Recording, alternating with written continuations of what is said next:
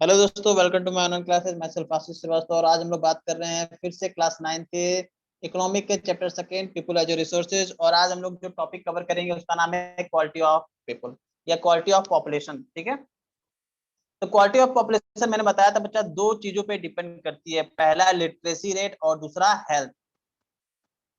ठीक है बच्चा, illiterate person or unhealthy population are a liability for the economic, but literate and healthy population are an asset of our economy। आप कहोगे कैसे liability है, कैसे asset है? मैं बता दूं एक बार फिर से आप लोग को बच्चा,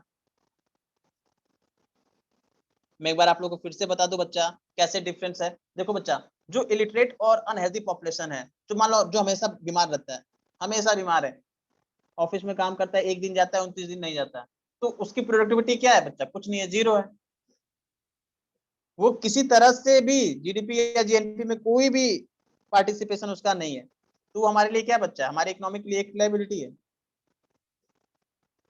बट कोई हेल्दी पर्सन है जो रेगुलर ऑफिस जाता है, रेगुलर काम करता है, उसकी प्रोडक्टिविटी से क्या है बच्चा? प्रॉफिट हो रहा है, वो हमारे लिए क्या बच्चा? एसेट है। क्या है? एसेट।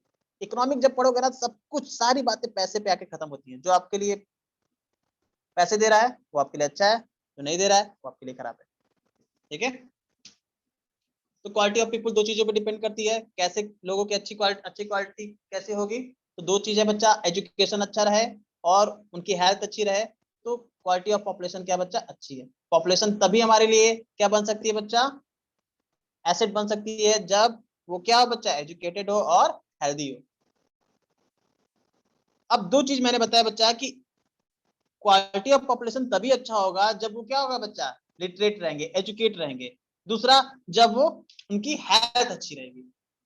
तो इन दो टॉपिक्स पे अब हम लोग बात करेंगे कि एजुकेशन और हेल्थ, इस पे गवर्नमेंट ने क्या किया है। भाई पॉपुलेशन है, तो पॉपुलेशन को एसेट बनाने में, भाई कंट्री है, कंट्री के पास पॉपुलेशन है। अब सारी पॉपुलेशन तो लाइबिलिटी की तरफ समझ लो, इस समय जीरो है, लेकिन उसको एसेट बनाना है, तो एसेट कौन बनाएगा भैया? जिसको फायदा है, कंट्री को फायदा है, तो कंट्री क्या बनेगी बच्चा? इसी पॉपुलेशन को क्या करेगी? एसेट बनाएगी। तो कंट्री में कौन? गवर्नमेंट। गवर्नमेंट ने कौन कौन से काम किए हैं बच्चा? कौन कौन से एजुकेशन पॉलिसीज चलाई है जिससे जो हमारी पॉपुलेशन है वो किस रूप में कन्वर्ट हो जाए? एसेट के रूप में कन्वर्ट हो। जो को बच्चा, एजुकेशन जो है ना बच्चा, मोस्ट इंपॉर्टेंट कंपोनेंट्स है of human resource development. Human resource के डेवलपमेंट के लिए जो सबसे इंपॉर्टेंट रिसोर्सेज है ना बच्चा, वो क्या है? एजुकेशन है।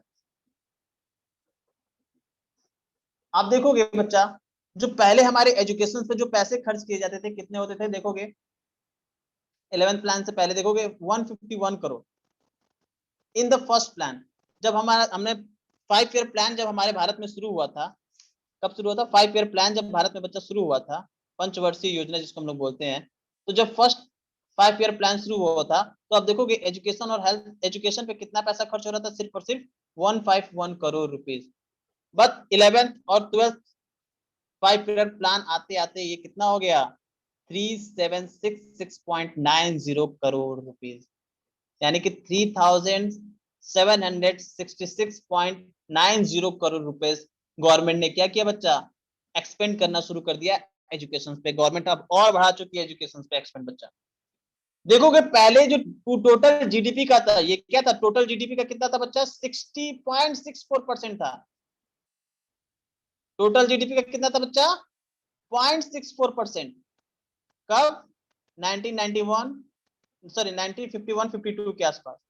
बट 2013-14, 13-14 आते आते ये कितना हो गया बच्चा? टोटल जीडीपी का कितना हो गया? 3.33%।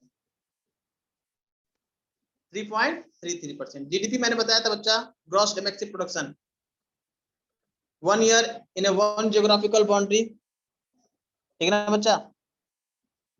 The value of total goods and service, जो टोटल गुड्स एंड सर्विस का जो वैल्यू होता है वही आपकी क्या होती है? जीडीपी होती है। या हम लोग हिंदी में बोले तो एक साल में एक भौगोलिक सीमा के अंदर, एक जियोग्राफिक बाउंड्री के अंदर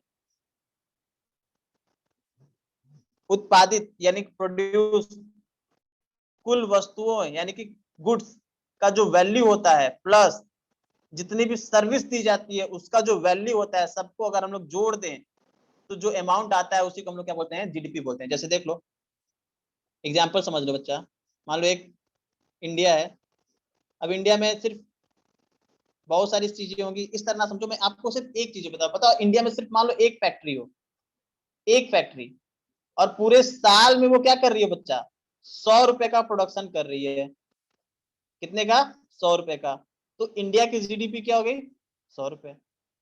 इसी तरह देखोगे तो बहुत सारी फैक्ट्रीज है, 3 सेक्टर्स हैं, तीनों सेक्टर को जोड़ दीजिए, तीनों सेक्टर के गुड्स और उसकी सर्विस को जोड़ दीजिए, तो जितना अमाउंट बनता है बच्चा, वो हमारा क्या कहलाता है बच्चा, जीडीपी कहलाता है।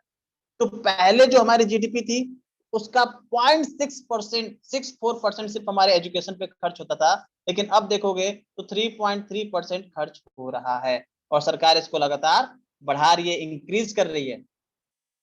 आप लिटरेसी रेट देखोगे तो 1951, 1951 में जो भारत की लिटरेसी रेट थी वो कितनी थी बच्चा, मात्र 18%, 18% लोग एजुकेटेड थे, सिर्फ और सिर्फ 18%। लेकिन 2010-11 के सेंसस में जब देखा गया तो कितने परसेंट लोग एजुकेटेड थे बच्चा, 74%। आप देखोगे कितना ज्यादा चेंजेस हुआ। सरकार ने क्या किया बच्चा, इन्वेस्ट किया, किस पे, जापान की तरह तो इन्वेस्ट नहीं कर सके हैं, लेकिन तब भी इन्होंने इन्वेस्ट किया, कोशिश किया कि हमारी जो पॉपुलेशन है उसको किस में कन्वर्ट कर सके, एक एसेट में कन्वर्ट कर सके। तो देखोगे जीडीपी का 0.64% पहले एजुकेशन पे खर्च होता था, अब कितना खर्च होता है, 3.3%। पहले 151 करोड़ फर्स्ट प्लान में, फर्स्ट 5 ईयर प्लान में देखोगे तो 151 करोड़, 151 करोड़ सरकार खर्च करती थी, लेकिन अब कितना खर्च कर रही है, 3766.90 करोड़। लिटरेसी रेट देखोगे तो बच्चा 1951 में लिटरेसी रेट भारत की कितनी थी, 18% थी, लेकिन 2010-2011 आते आते कितनी होगी बच्चा, 74%। लेकिन अभी भी देखोगे बहुत सारी डिसिमिलरिटी देखने को मिलेंगी बच्चा, ठीक है। मेल्स और फीमेल्स में देखोगे, यहाँ फीमेल होगा बच्चा, फीमेल लिखा है, मेल और फीमेल में देखोगे बच्चा तो लिटरेसी रेट में बहुत ज्यादा डिफरेंस देखने को मिलेगा। Literacy rate male is near 6.6% higher, 16.6% higher है, किससे, फीमेल से। यानी कि लिटरेसी रेट देखोगे तो जहां पे 100 मेल्स क्या है, लिटरेट है, वहां पे सिर्फ और सिर्फ 86, वहां पे सिर्फ 86 महिलाएं क्या है, एजुकेटेड है बच्चा। यानी कि 16.6% क्या है बच्चा, जो लिटरेसी रेट है मेल का क्या है, हाई है, और फीमेल्स का क्या है, कम है। वहीं शहरों और गांव में भी देखोगे बच्चा तो अर्बन एरियाज जो है बच्चा, वो क्या है बच्चा, बहुत ही पीछे है, किससे, शहरों से। तो अर्बन सॉरी सॉरी बच्चा, सॉरी अर्बन एरिया नहीं, रूरल एरिया जो है बच्चा, अभी भी लिटरेसी रेट में देखोगे शहरों से क्या है बच्चा, कम है। जो रूरल एरिया में बच्चा जो लिटरेसी रेट है वो अर्बन एरिया के मुकाबले 16.1% क्या बच्चा, कम है। यानी कि अर्बन एरिया के लिटरेसी रेट क्या है बच्चा, 16.1% ज्यादा है, क्या है, ज्यादा है। तो अभी भी बहुत सारी डिसिमिलरिटीज हैं, लेकिन सरकार क्या कर रही है, कोशिश कर रही है। 2011 के सेंसस के अकॉर्डिंग देखोगे तो केरला, जिसकी 94% पॉपुलेशन क्या थी बच्चा, लिटरेट थी, एक नंबर पे है। और दूसरा सबसे नीचे देखोगे तो बिहार, जिसकी सिर्फ 62% पॉपुलेशन ही क्या है बच्चा, लिटरेट है, पढ़ी लिखी है। सरकार ने इसके लिए कुछ किया बच्चा, सरकार ने कौन कौन सी पॉलिसीज चलाई कि ताकि लोग जो देखोगे धीरे धीरे जो हमारी जनसंख्या थी धीरे धीरे किसमें कन्वर्ट हुई है, एसेट में कन्वर्ट हुई है। पहले 18% थे, अब कितने हो गए, 74% हो गया बच्चा। तो कुछ तो इम्प्रूवमेंट हुआ है ना।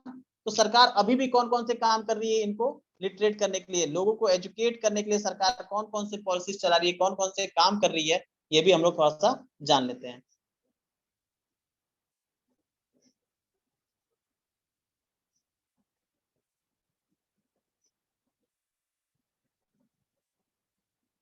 तो देखोगे बच्चा आप, सरकार कौन कौन से काम कर रही है, देखोगे सर्व शिक्षा अभियान सरकार ने चलाया, ठीक है।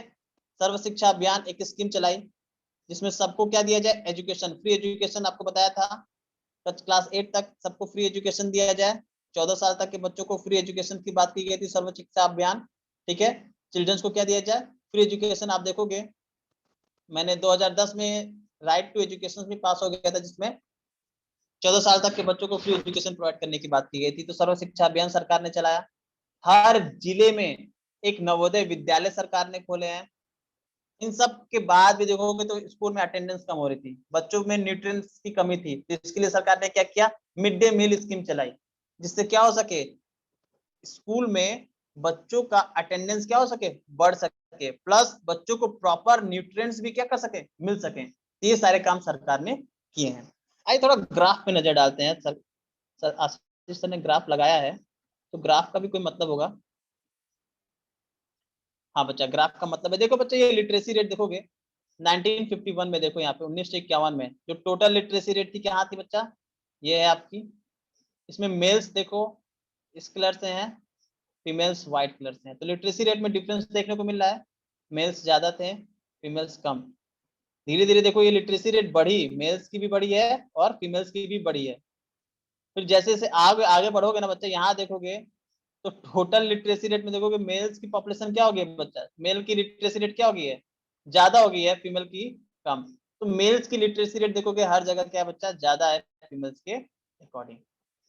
ठीक है, सरकार का देखोगे सरकार ने क्या क्या किया है इसके लिए, मैंने बताया था सरकार बहुत ज्यादा स्कूल्स कॉलेज खोले हैं सरकार ने। तो आइए देखते हैं कितने स्कूल कितने कॉलेज सरकार ने खोले हैं, कितने टीचर्स को सरकार ने, देखो यूजीसी की एनुअल रिपोर्ट आती है बच्चा हर साल, ये 1960 1996 1996 और 97 के समय, ये 2011 और 12 2011 एंड 12 और 12 एंड 30 के सेंसस के सॉरी यूजीसी के एनुअल रिपोर्ट के बेस पे बच्चा ये डायग्राम है, ये सॉरी आंकड़े हैं यूजीसी के। ठीक है, यहाँ पे देखोगे बच्चा तो 1951 से लेके 1950 से 1951 तक नंबर ऑफ कॉलेज कितने थे भारत में, 700। यूनिवर्सिटीज कितनी थी, 30। स्टूडेंट्स कितने थे, इतने। नंबर ऑफ टीचर कितने थे, इतने। अब यहाँ पे देखो 89 99 तक तो सब कुछ ठीक है, इसकी आगे की कहानी मैं बताता हूँ। 2007 2007 की बात करते हैं।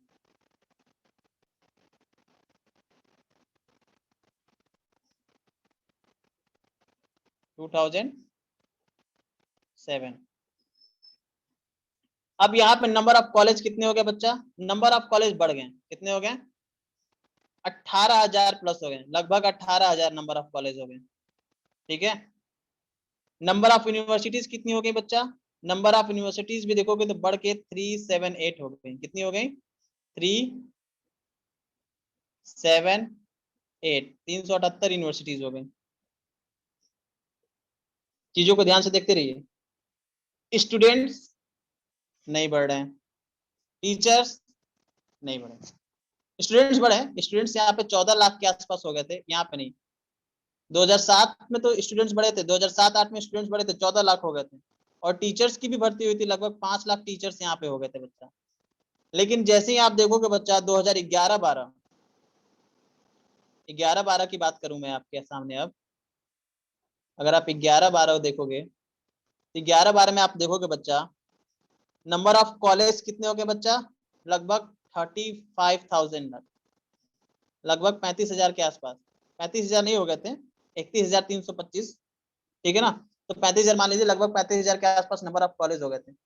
यूनिवर्सिटीज कितनी हो गई थी, 600 के आसपास, 611 यूनिवर्सिटीज बुक में दिया है, लेकिन 600 आप मान लीजिए। अब यहाँ पे देखोगे बच्चा इस ईयर नंबर ऑफ स्टूडेंट्स में कोई चेंजेस नहीं और टीचर्स में कोई चेंजेस नहीं, सेम बना रहा। 2013-14 में देखोगे, ये एनुअल रिपोर्ट आती है बच्चा, हर साल आती है, ठीक है ना। 2013 में देखोगे तो ये समझ लो 35,000 ही रहा। ये यूनिवर्सिटीज बढ़ के कितनी हो गई बच्चा, 723 हो गई, कितनी हो गई, 723, कितनी हो गई, 723। नंबर ऑफ स्टूडेंट्स कितने हो गए, 28 लाख, कितने हो गए, 28। टीचर्स नहीं बढ़ा। चीजों को समझो, बीच में स्टूडेंट्सों की क्या हो गई थी बच्चा, कमी हो गई थी। अब इसके लिए भी सरकार परेशान कि प्राइमरी एजुकेशन तो स्टूडेंट्स को मिल जा रहा है, लेकिन हायर एजुकेशन में जो स्टूडेंट्स हैं वो एडमिशन नहीं ले रहे हैं। सरकार ने सोचा भाई इसका रीजन क्या है। बहुत सोच विचार करने के बाद सरकार ने देखा,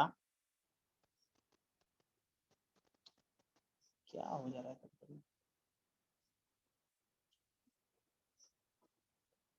सरकार ने देखा कि बच्चा जो जीईआर है, ग्रॉस इनरोलमेंट रेशियो, बच्चों का जो एडमिशन है, इनरोलमेंट है 18 से 23 साल तक के बच्चों का, वो क्या है बच्चा, कम हो रहा है। तो सरकार को चाहिए था क्या बच्चा, जीईआर बढ़ाए, ग्रॉस इनरोलमेंट रेशियो को क्या करे, बढ़ाए। इसके लिए सरकार ने पॉलिसीज लाई, नेशनल एजुकेशन पॉलिसी। अब आज देखो कि सरकार की नेशनल एजुकेशन पॉलिसी के थ्रू, इस समय की मैं बात कर लो, ये तो पुराना डाटा है, इस समय की बात कर लो, तो सरकार की पॉलिसी क्या है बच्चा कि 2025 तक ग्रॉस इनरोलमेंट रेशियो को कितना बढ़ा दें, लगभग 50% बढ़ा दिया जाए। जितना है उससे कितना बढ़ा दिया जाएगा, 50% बढ़ा दिया जाए। किसमें बोला, नेशनल एजुकेशन पॉलिसी में, कैबिनेट मिनिस्ट्री है, इसने भी क्या किया, अप्रूव किया इसको, ठीक है ना। और इस प्लान में देखोगे बच्चा तो डिस्टेंस एजुकेशन के बारे में भी बात की है, ठीक है। नॉन फॉर्मल डिस्टेंस, डिस्टेंस मतलब डिस्टेंस में आईटी एजुकेशन, आईटी इंस्टीट्यूशन बैठाने की भी बात की है डिस्टेंस कॉलेजेस में बच्चा, ठीक है ना। और ज्यादा कॉलेज और ज्यादा यूनिवर्सिटीज खोलने की बात की गई है आपके इस नेशनल एजुकेशन पॉलिसी 2020 में। 21 का नहीं आया है, इसके बारे में बात नहीं करेंगे। तो एजुकेशन हो गया, एजुकेशन के बाद आते हैं हम लोग हेल्थ। दो चीजें थी जो पॉपुलेशन को क्या करा रही थी बच्चा, एसेट बना रही थी। एक था एजुकेशन, बात कर लिया, सरकार ने क्या क्या काम किए हैं ये भी देख लिया। अब आते हैं हेल्थ पे। तो नॉर्मल सी बात है, एजुकेशन के बाद हेल्थ क्या है बच्चा, सेकंड नंबर पे प्रायोरिटी दी जा सकती है कि पॉपुलेशन को किसमें कन्वर्ट कर दे, एसेट में कन्वर्ट कर दे। अब ये कैसे होगा बच्चा, ये तभी हो सकता है जब आदमी क्या रहे, हेल्दी रहे। और हेल्दी आदमी तभी रह सकता है जब उसको क्या मिले बच्चा, अच्छे मेडिकल फैसिलिटी मिले। क्या मिले, अच्छी मेडिकल फैसिलिटी मिले। तो इसके लिए सरकार ने कौन कौन से काम किए हैं बच्चा, आइए देख लेते हैं।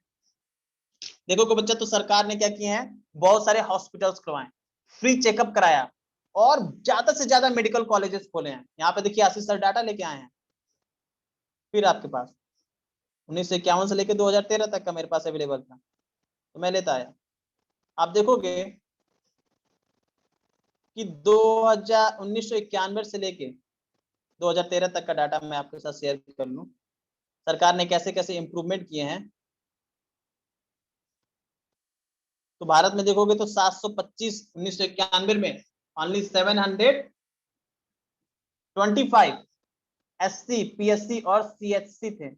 अब कहोगे सर एससी क्या है, एससी बच्चा सब सेंटर होता है, पीएससी मतलब प्राइमरी हेल्थ सेंटर होता है, सीएचसी मतलब होता है कम्युनिटी हेल्थ सेंटर, ठीक है। तो पहले देखो कितने थे बच्चा, 725 थे तीनों मिला के, ठीक है। 1991 में 1951 में, 1981 में कितने हो गए, इतने। 2001 में लगभग 1.5 लाख, 2010 में, और 2013 में देखोगे तो लगभग 2 लाख के आसपास आपके कम्युनिटी हेल्थ सेंटर, सामुदायिक स्वास्थ्य केंद्र अब तक सरकार बना चुकी है।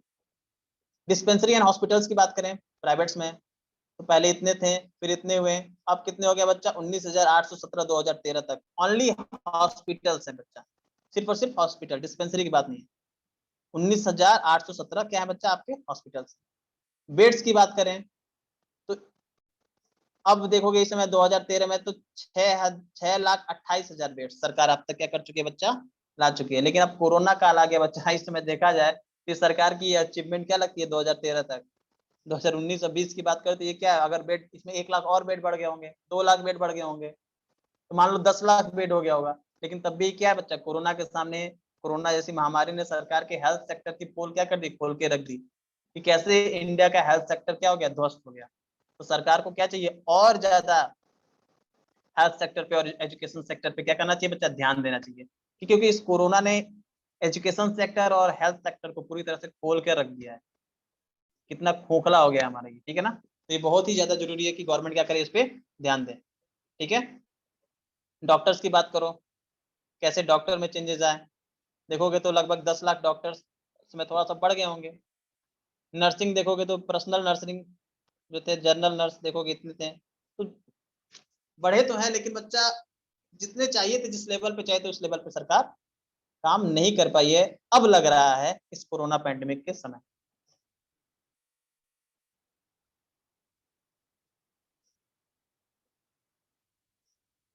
तो बच्चा सरकार ने इतने सारे काम किए हैं इस चीज के लिए बच्चा, ताकि हेल्थ सेक्टर भी हमारा क्या हो जाए, अच्छा हो जाए। ठीक है, अच्छा तो हुआ ही, पहले से तो बहुत अच्छा हुआ, लेकिन इसको और अच्छा करने की क्या है बच्चा, जरूरत है। इसको क्या करने की, बेस्ट करने की जरूरत है, एकदम बेस्ट ऑफ द बेस्ट बनाने की क्या है बच्चा, जरूरत है हमें।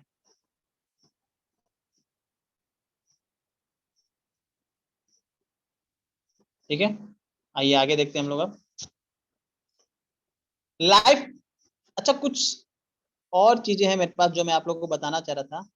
लाइफ एक्सेप्टेंसी रेट, ये क्या है बच्चा, सर लाइफ एक्सपेक्टेंसी रेट क्या होती है बच्चा, अनुमानित जीवन।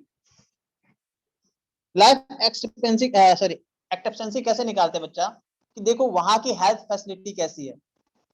ठीक है, नॉर्मल से देख लो कि एक आदमी एवरेज कितने साल तक जी सकता है, वही क्या बच्चा, लाइफ लाइफ एक्सेप्टेंसी रेट। एक आदमी एवरेजली कितने साल तक जी सकता है, कितने साल तक उस कंट्री में जी सकता है, यही है बच्चा उसकी लाइफ एक्सेप्टेंसी रेट। अब ये कैसे निकाली जाती है, अब ये कैसे निकाली जाती है, आप देखोगे इसको निकालने का तरीका क्या है, कुछ नहीं बच्चा, ये चेक करते हैं कि उस कंट्री में हेल्थ फैसिलिटी कैसी है, उसके बेस पे। ठीक है, हम लोग चेक करते हैं कि वहां की लाइफ एक्सेप्टेंसी रेट क्या होगी। ठीक है, दूसरा देखोगे बच्चा, बर्थ रेट। बर्थ रेट क्या है, the number of live birth per thousand of a population per year. देखोगे 1,000 बच्चों पर कितने बच्चे जिंदा रहते हैं। ठीक है ना, जिंदा 1,000 पॉपुलेशन पे, देखोगे 1000 पॉपुलेशन पे कितने लोग लाइव बर्थ, जिंदा बच्चे पैदा हो रहे हैं जो जिंदा हैं, उसी को हम लोग क्या बोलते हैं बच्चा, बर्थ रेट बोलते हैं। 1,000 बच्चों पे इसलिए गिनते हैं कि ज्यादा लोगों पे हम लोग नहीं कर सकते, तो 1,00,000 1,000 लोगों पे नॉर्मली हम लोग क्या करते हैं, इसको मेजर करते हैं कि 1,000 पूरे पॉपुलेशन में देखोगे तो 1,000 लोगों पे एक साल में कितने बच्चे जिंदा रह रहे हैं, वही क्या बच्चा, बर्थ रेट है। और डेथ रेट भी सेम है कि 1,000 लोगों पे एक साल में कितने लोग मर रहे हैं, ये भी क्या आपकी डेथ रेट है।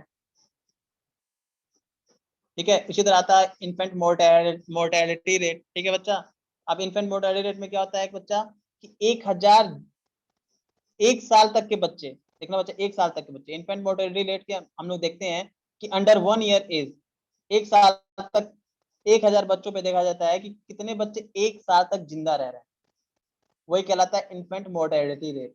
ठीक है, infant mortality rate is the number of death under 1 year of age occurring among the live birth। 1,000 live birth में हम लोग देखते हैं कि कितने बच्चे एक साल तक सरवाइव कर पा रहे हैं। 1,000 बच्चे जन्म लिए, 10 बच्चे मर गए, तो हमारी इन्फेंट मोर्टेलिटी रेट क्या हो जाएगी बच्चा, जो परसेंटेज निकालेगी सरकार, वो क्या हो जाएगी हमारी इन्फेंट मोर्टेलिटी रेट, यानी कि 10 बच्चे क्या हो गए हमारे इन्फेंट मोर्टेलिटी रेट में आ गए। ठीक है, चलिए नेक्स्ट देखते हैं, अनएम्प्लॉयमेंट की बात करते हैं बच्चा। अब एजुकेशन हो गया, हेल्थ हो गया, सब कुछ हो गया, अब बात करते हैं अनएम्प्लॉयमेंट, बेरोजगारी। देखो बच्चा, बेरोजगारी का मतलब, नॉर्मल सी बात सुन लो, वो आदमी जो काम करना चाहता है, विलिंग टू वर्क, जिसको काम करना चाहता है बट उसको जॉब नहीं मिल रहा है, तो वो क्या कहलाएगा, अनएम्प्लॉयड कहेगा। आशीष सर की तरह नहीं, आशीष सर काम ही नहीं करना चाहते, तो जॉब नहीं मिलेगा तो मैं अनएम्प्लॉयड नहीं हूँ, लेकिन मैं काम करना चाहूँ और फिर मुझे जॉब ना मिले तो मैं क्या हूँ बच्चा, अनएम्प्लॉयड हूँ। तो कितने किस साल, कितनी उम्र से कितने उम्र के बच्चे तक लोग एम्प्लॉयड हो सकते हैं, तो 15 से 59 साल के लोग क्या हो सकते हैं बच्चा, एम्प्लॉयड हो सकते हैं। ठीक है, इंडिया में देखोगे बच्चा तो दो तरह की अनएम्प्लॉयमेंट देखोगे, शहरों में अलग तरह की अनएम्प्लॉयमेंट दिखती है, और रूरल एरिया में अलग तरह की अनएम्प्लॉयमेंट देखने को मिलेगी। आइए देखते हैं कितने टाइप के अनएम्प्लॉयमेंट देखने को मिल रहे हैं। तो रूरल एरिया में देखोगे बच्चा, तो एक अनएम्प्लॉयमेंट मिलती है जिसको हम लोग बोलते हैं सीजनल अनएम्प्लॉयमेंट। इसमें क्या होता है बच्चा, कि कुछ सीजन तक लोगों के पास एम्प्लॉयमेंट रहता है, बट कुछ समय बाद वो क्या हो जाते हैं, फिर अनएम्प्लॉयड हो जाते हैं। जैसे कि देखोगे, ये नॉर्मल से देखोगे, ये एग्रीकल्चर में ही देखने को मिलेगा, खेती में ही देखने को मिलता है। देखोगे तो जैसे ही एग्रीकल्चर करने का सीजन आता है, बीज डालने का, बोने का जब सीजन आता है, तो उस समय लोग लेबर रख के क्या करते हैं, उस काम को करवाते हैं, तो उस समय तक एम्प्लॉयमेंट रहती है लोगों के पास। लेकिन जैसे ही वो खत्म हुआ, लोग फिर अनएम्प्लॉयड हो गए। फिर जब हार्वेस्टिंग करने का टाइम आया, तो फिर से उनको अनएम्प्लॉयमेंट मिलेगी, लेकिन जैसे ही खत्म हो क्या हो जाएंगे, फिर अनएम्प्लॉयड हो जाएंगे। तो ये इसको हम लोग बोलते हैं सीजनल एम्प्लॉयमेंट। किसी पर्टिकुलर टाइम पीरियड तक उनके पास एम्प्लॉयमेंट रहे और फिर वो बाद में क्या हो जाए, अनएम्प्लॉयड हो जाए। ठीक है, तो इसको हम लोग बोलते हैं सीजनल एम्प्लॉयमेंट। जैसे स्नोइंग के समय एम्प्लॉयमेंट मिला, फिर खत्म। फिर हार्वेस्टिंग के समय एम्प्लॉयमेंट मिलेगा, फिर खत्म हो जाएगा। फिर वीडिंग और थ्रेसिंग के समय एम्प्लॉयमेंट मिलेगा, फिर खत्म हो जाएगा। यानी कि किसी पर्टिकुलर सीजन में एम्प्लॉयमेंट है, उसके बाद एम्प्लॉयमेंट खत्म हो जाए, तो ऐसी एम्प्लॉयमेंट को हम लोग बोलते हैं सीजनल एम्प्लॉयमेंट। ठीक है, मौसमी बेरोजगारी। एक होता है डिस्गाइज्ड एम्प्लॉयमेंट। ये अजीब तरह की एम्प्लॉयमेंट है। इसमें देखने में लगेगा ना कि आप एम्प्लॉयड हो, लेकिन रियल में आप क्या होते हो, अनएम्प्लॉयड रहते हो। जैसे कि आपका घर ही है, घर में 10 लोग हैं या 6 ही लोग मान लो, 6 लोग हैं और आपके पास एक लैंड है, एक जमीन है। घर में कितने लोग हैं बच्चा, 6 लोग, और आपके पास क्या बच्चा, एक लैंड है, और 6 के 6 लोग इस लैंड पे काम कर रहे हैं। लेकिन नॉर्मल सी बात देखो, ये लैंड जो है, इस पे सिर्फ 3 लोग ही काम करें तो ये क्या है, सफिशियंट है। ये उतना ही प्रोडक्टिविटी देगा जितने 6 लोग काम कर रहे हैं। यानी कि इस लैंड पे सिर्फ 3 लोग ही काम करे तो वो क्या है बच्चा, सफिशियंट है। 6 लोग जबरदस्ती काम कर रहे हैं, तो 3 लोग तो ठीक है, एम्प्लॉयड है, लेकिन जो ये एक्स्ट्रा 3 लोग है ना बच्चा, यही क्या है बच्चा, इनको हम लोग बोलते हैं डिस्गाइज अनएम्प्लॉयमेंट, छद्म बेरोजगारी। क्या बोलते हैं बच्चा, छद्म बेरोजगारी। देखने में तो लगता है कि हाँ 6 के 6 लोग काम कर रहे हैं खेतों में, लेकिन रियल में उस खेत में 3 ही लोग का काम ही है, 3 लोग तो जबरदस्ती जाके काम कर रहे हैं। तो इस तरह की एम्प्लॉयमेंट क्या कहलाती है बच्चा, डिस्गाइज्ड एम्प्लॉयमेंट कहलाती है। क्या कहलाती है, डिस्गाइज्ड एम्प्लॉयमेंट कहलाती है। अब एम्प्लॉयमेंट से फायदा है, लाभ है, हानि है, क्या है, इसके बारे में थोड़ा सा हम लोग जान लें। अच्छा नहीं, पहले ये तो रूरल एरिया की बात होगी। अर्बन एरिया में कैसी अनएम्प्लॉयमेंट पाई जाती है बच्चा, अर्बन एरिया में एजुकेटेड अनएम्प्लॉयमेंट पाई जाती है बच्चा। एजुकेटेड अनएम्प्लॉयमेंट मतलब कि आपकी एजुकेशन, आपकी डिग्री के अकॉर्डिंग आपको जॉब नहीं मिला। आप इंजीनियर हो और काम किसका कर रहे हो, चपरासी का, पानी ले जाने का, ले आने का। ठीक है, मैं पीएचडी कर लिया और मुझे काम मिले, भैया आप क्लर्क बन जाइए। तो नॉर्मल सी बात है, आपकी एजुकेशन, आपकी स्किल के अकॉर्डिंग जब आपको जॉब नहीं मिलता है, तो भी आप क्या हो बच्चा, अनएम्प्लॉयड कहलाओगे। ऐसे अनएम्प्लॉयमेंट को हम लोग बोलते हैं एजुकेटेड अनएम्प्लॉयमेंट। क्या बोलते हैं बच्चा, एजुकेटेड अनएम्प्लॉयमेंट। ठीक है, अब अनएम्प्लॉयमेंट के इफेक्ट क्या है ये जान लीजिए। अनएम्प्लॉयमेंट का इफेक्ट बच्चा, पहले तो जो हमारी मैन पावर है, यानी कि मैं क्या हूं, एक रिसोर्स हूं। ये जो हमारी मैन पावर रिसोर्स है, वो क्या होती है बच्चा, वेस्ट होती है। ऐसे लोग जो एसेट बन सकते थे, ऐसे लोग क्या बच्चा, जो एसेट बन सकते थे, क्या बन चुके हैं, लायबिलिटी बन चुके हैं। क्या बन चुके हैं बच्चा, लायबिलिटी बन जाते हैं अनएम्प्लॉयमेंट की वजह से। मैन पावर रिसोर्सेज हमारा एक तो लॉस हो रहा है, ऊपर से जो एसेट बन सकते थे वो क्या बन गया बच्चा, लायबिलिटी बन गए। देखोगे creed of feeling hopeless and, देखो लोगों के अंदर होपलेस आ जाता है, होपलेस की भावना आ जाती है, यार वो हमसे आगे निकल गया, मैं कुछ नहीं कर पाया। तो यंग पॉपुलेशन के अंदर एक डिप्रेशन भी आ जाता है बच्चे इसकी वजह से। प्लस देखोगे बच्चा, जो पॉपुलेशन, जो वर्किंग पॉपुलेशन है, उसके ऊपर क्या बढ़ जाता है बच्चा, ओवरलोड बढ़ जाता है। जैसे घर में एक कमाने वाला है, 4 लोग अनएम्प्लॉयड है, तो सिर्फ एक ही कमाने वाला क्या करेगा, सबका खर्च चलाएगा, तो उसके ऊपर लोड क्या रहेगा बच्चा, ज्यादा रहेगा। यानी कि जो वर्किंग पॉपुलेशन है उसके ऊपर इकोनॉमिकल ओवरलोड हो जाता है बच्चा। क्या हो जाता है, इकोनॉमिकल ओवरलोड हो जाता है। तो दिस इज फॉर, ये यहाँ पे आपका चैप्टर क्या होता है, समाप्त। ये पूरा चैप्टर खत्म हो गया। आपके पास 2 मिनट है, जो भी क्वेश्चन पूछना है इस टॉपिक से आप पूछ सकते हैं, इस चैप्टर से पूछ सकते हैं। आशीष सर यहाँ बैठे हैं आपको बताने के लिए। वीडियो आपको कल मिल जाएगी इसकी। स्क्रीन गायब हो गई है, सबकी स्क्रीन गायब हो गई है क्या बच्चा, मेरे में तो स्क्रीन दिखा रहा है, मेरे मोबाइल में तो स्क्रीन खुला हुआ है बच्चा, मेरे मोबाइल में तो स्क्रीन है एंजल। एक बार फिर से चेक कर लीजिए, हो सकता है आपका नेटवर्क की वजह से ऐसा हुआ हो। ठीक है, तो किसी का कोई क्वेश्चन है तो पूछ सकता है, अदरवाइज हम लोग क्लास को क्या करेंगे, यहीं पे खत्म करेंगे।